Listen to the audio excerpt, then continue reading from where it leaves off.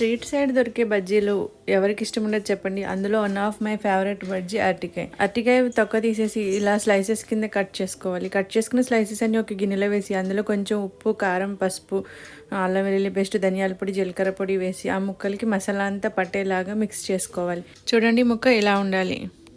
ఇంకొక బౌల్ తీసుకొని అందులో శనగపిండి, 2 స్పూన్లు బియ్యం పిండి, ఉప్పు, పసుపు, కారం, 2 చిటికెళ్ళు వంట సోడా కూడా వేసుకోండి. కొంచెం వాము ఇలా చేత్తో నలిపి వేసుకోవాలి. వాము కొంచెం కొత్తిమీర వేసుకొని వాటర్ వేసి బజ్జీ కన్సిస్టెన్సీలో కలుపుకోవాలి. కన్సిస్టెన్సీ ఇలా ఉండాలి. వేలు ముంచితే వేలికి ఒక లేయర్ పిండి అతుక్కోవాలి.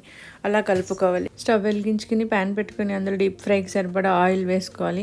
ఆయిల్ కాగాక ఒక్కొక్క అరటికాయ ముక్క తీసుకొని ఇలా పిండిలో ముంచి ఆయిల్లో వేసేసి అటు ఇటు తిప్పుతూ గోల్డెన్ బ్రౌన్ కలర్ వచ్చే వరకు ఫ్రై చేసుకోవాలి. ఈ బజ్జీలో ఆనియన్ స్టఫింగ్ చాలా ఇంపార్టెంట్. ఆనియన్స్ లో ఉప్పు, కారం, నిమ్మరసం వేసుకొని బజ్జీ మధ్యలోకి కట్ చేసి ఈ ఆనియన్స్ పెట్టుకొని తింటే ఉంటది సూపర్.